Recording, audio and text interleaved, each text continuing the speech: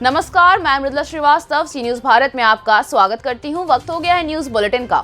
Bulletin में खबरों की शुरुआत करेंगे और जानेंगे कहां एक बार फिर तेज रफ्तार का कहर देखने को मिला, कहां अधिकांश विद्यालय योगी सरकार के आदेश को ठेंगा दिखाते आए नजर, कहां 2 मादा चीता हुए रिलीज। रामगढ़ बिथूना मार्ग पर पूर्वा पट्टी के सामने अनियंत्रित कार ने पैदल जा रही एक किशोरी को टक्कर मार दी, जिससे किशोरी उछलकर अलग जा गिरी।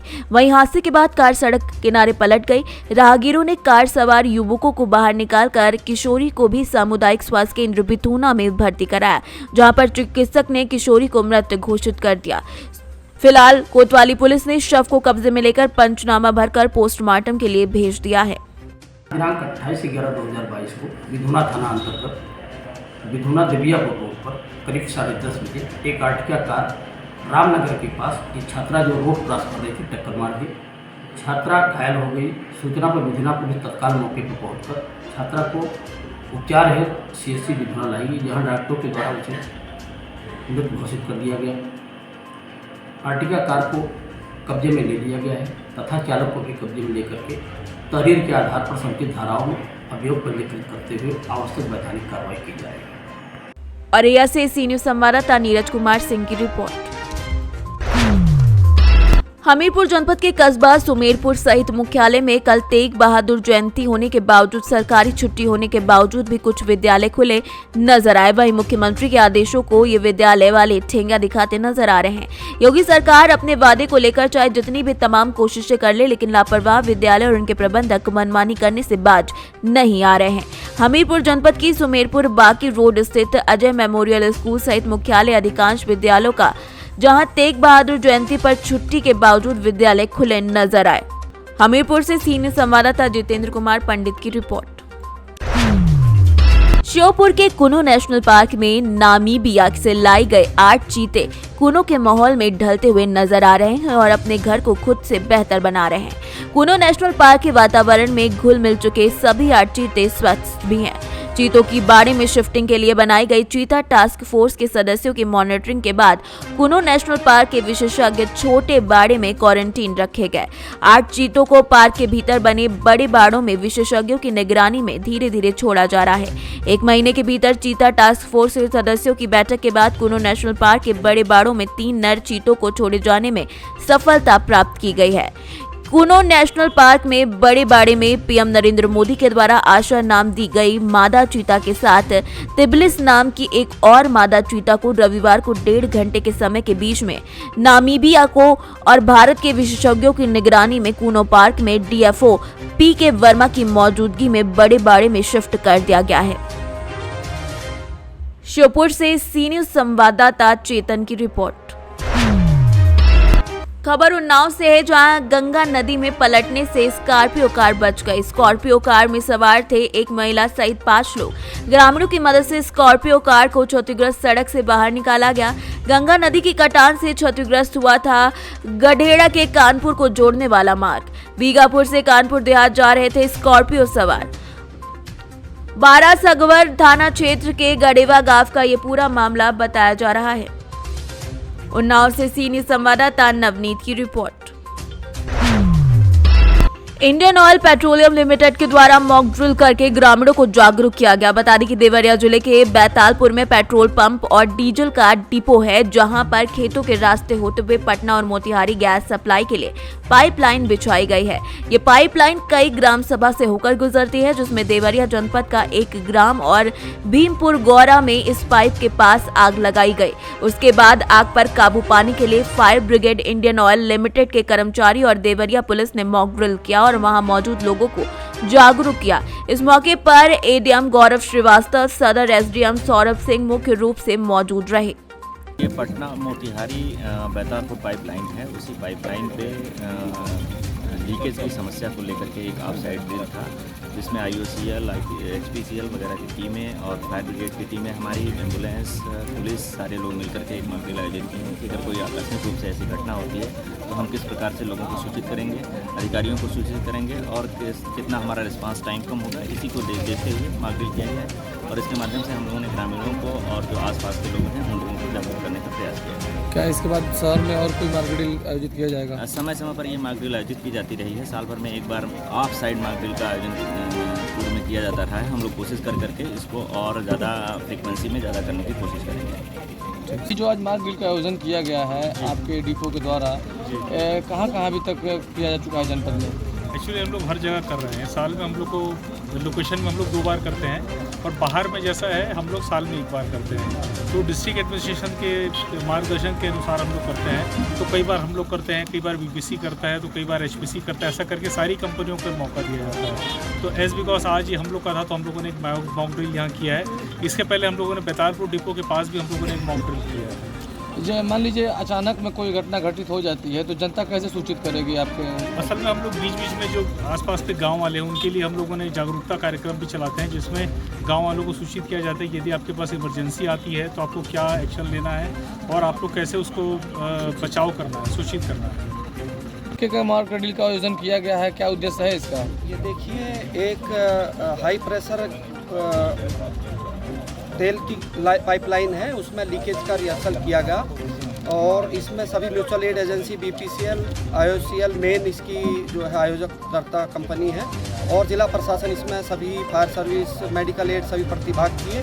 ग्रामीणों को और जो आसपास की आबादी है उसको जागरूक करने के लिए किया गया है और ये आगे भी किया जाएगा। इससे जो है कोई इमरजेंसी हो जाए तो उसके लिए किसको फ़ोन किया जाए, क्या प्रिकॉशन ली जाए, वो सबका रिहर्सल किया कब ये मॉक ड्रिल किया जाता है? साल में जो एज पर रिक्वायरमेंट है लीगल, ये मिनिमम 1 इन ईयर होना चाहिए, साल में 1 बार होना चाहिए। लेकिन हम इसको और जो है व्यापक स्तर पर जगह जगह अनुरोध करेंगे कराया जाए, जिससे पूरी आबादी इसके लिए जागरूक हो जाए। नॉट ओनली दिस, और जो भी इस तरह की जो है आपदा आती है तो किस तरह रेस्पॉन्स करना, ये जागरूकता उसमें भी काम आएगी। धन्यवाद। देवरिया से सीनियर संवाददाता ज्ञानेंद्र नाथ मिश्र की रिपोर्ट। यूपी के हमीरपुर जनपद में 108 एम्बुलेंस सेवाएं इस समय बदहाल चल रही हैं। जहां एक और योगी सरकार स्वास्थ्य सेवाओं के लिए जाने जाते हैं, वहीं 108 एम्बुलेंस कर्मचारी अपने निजी कार्य के लिए एम्बुलेंस में माल ढोते नजर आ रहे हैं। तमाम कोशिश के बावजूद लापरवाह 108 एम्बुलेंस संचालक योगी सरकार के आदेशों को दरकिनार करते हुए अपनी मनमानी करते हुए नजर आ रहे हैं। वहीं गरीबों और लाचार लोगों को लाख कोशिशों के बाद भी एम्बुलेंस नहीं मिल पाती है। स्वास्थ्य विभाग की एम्बुलेंस सेवा चरमराने की परेशानी बढ़ चुकी है। कई एम्बुलेंस इस तरीके से कार्य कर रहे हैं तो कई डीजल के अभाव में घंटों घंटों खड़ी रहती हैं।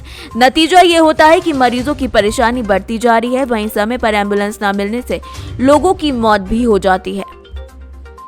हमीरपुर से सीनियर संवाददाता जितेंद्र कुमार पंडित की रिपोर्ट।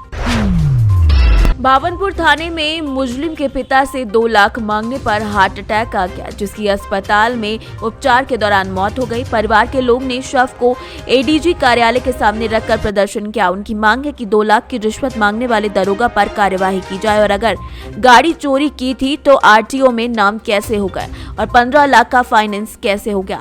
7 दिन पहले भावनपुर पुलिस ने पचपेड़ा गाँव में गुड़ से भरा हुआ एक ट्रक पकड़ा था। ये ट्रक खरदोनी निवासी रियाजुल का बताया गया। पुलिस जांच में सामने आया कि ट्रक पर दूसरा इंजन रखकर चलाया जा रहा था। पुलिस ने रियाजुल को ट्रक के साथ गिरफ्तार किया।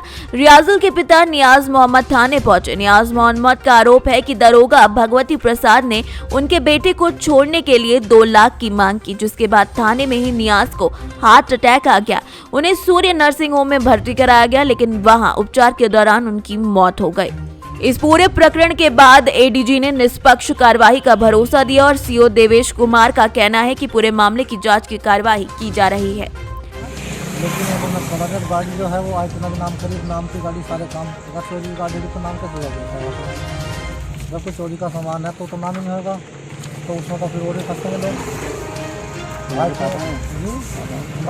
बाबा आदमी दादा, हमारे दादा है बिना अटैक बना तब सही है। जो लड़का बने वो इनका लड़का, वो लड़का वो ड्यूटी दे तो दूसरे केस में रहता है ना ही पुलिस वालों को। तुम्हारे चाचा लेकिन लगातार चाचा तो क्या काम करते? वो गुड़ का काम करते हैं, गाड़ियाँ भी बनाती हूँ मैंने पहले टाइम पर।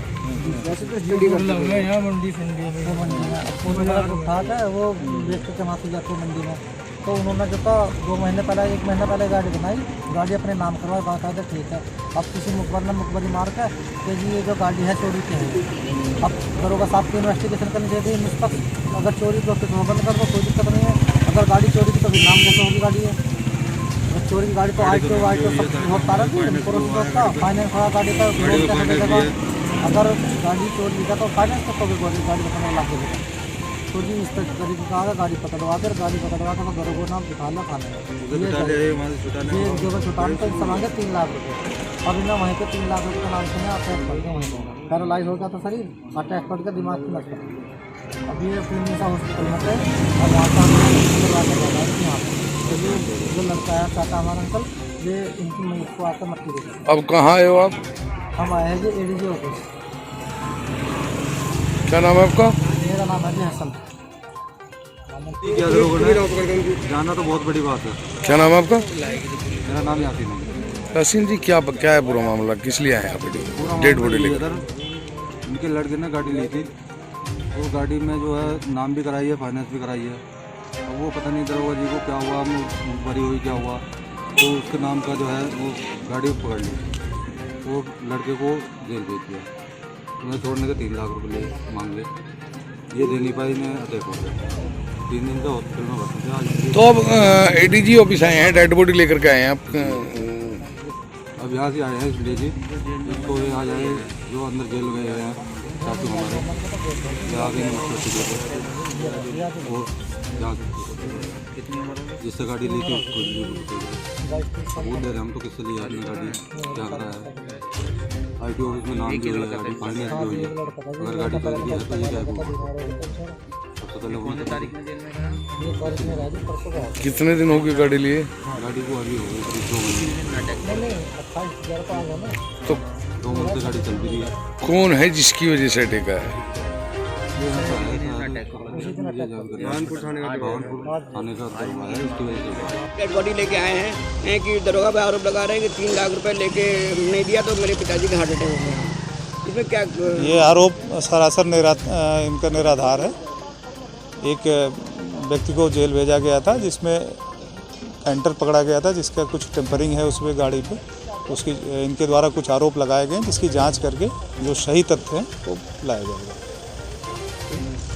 मेरठ से सी न्यूज संवाददाता नवनीत कुमार की रिपोर्ट।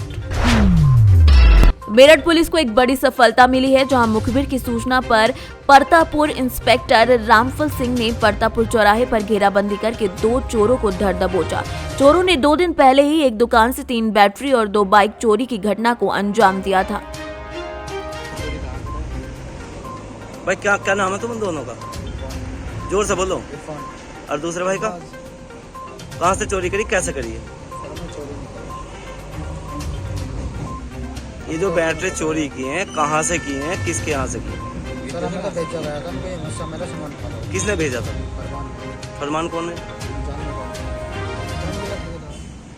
अच्छा, चोरी का काम करता है। मेरठ से सी न्यूज संवाददाता नवनीत कुमार की रिपोर्ट।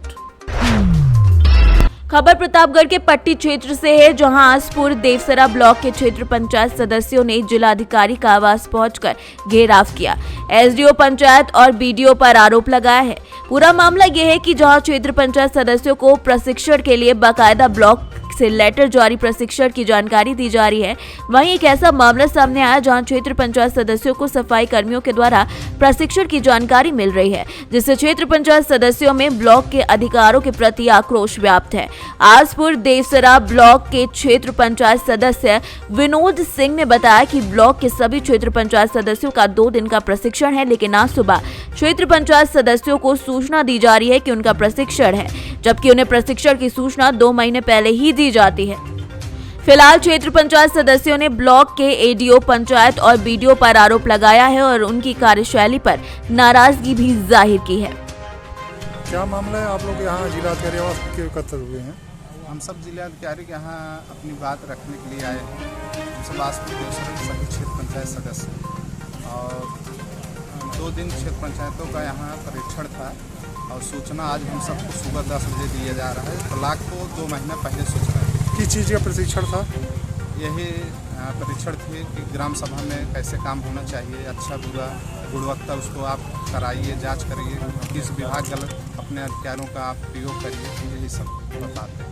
अफीम कोठी भी गए तो क्या हुआ वहाँ पर? अफीम कोठी भी गए, वहाँ 2 लोग थे, एक जो पर्चा दे रहे थे, एक किट जो दे रहे थे वही थे।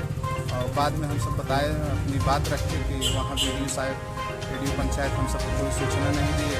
और आज सुबह 10 बजे सफाई कर्मचारी सूचना दे रहा है। मतलब वीडियो पंचायत वाला आरोप है आपको? हाँ, वीडियो साहब और वीडियो पंचायत। वहाँ कोई कर्मचारी भी नहीं मौजूद था हम लोग के पास? और पूरे क्षेत्र पंचायत सदस्यों को कोई सूचना नहीं दी गई है। और जो जितने लोग आए हैं, थोड़ा सब साथ में रहते हैं, एक दूसरे से मिलना जुलना है, उसी सूचना से हम सब आए हैं। क्या नाम है आपका? हमारा नाम है विनोद सिंह, क्षेत्र पंचायत सदस्य आसपुर देवसरा। प्रतापगढ़ से सीनियर संवाददाता रोहित जायसवाल की रिपोर्ट। फिलहाल के लिए इस न्यूज बुलेटिन में बस इतना ही। अगर आप अपने क्षेत्र या शहर की खबरों पर निगाह बनाना चाहते हैं तो लॉग इन करें हमारी वेबसाइट www.cnewsbharat.com और जुड़े रहें दिन भर की खबरों के अपडेट्स के साथ। हर खबर आपके साथ, आपके हाथ।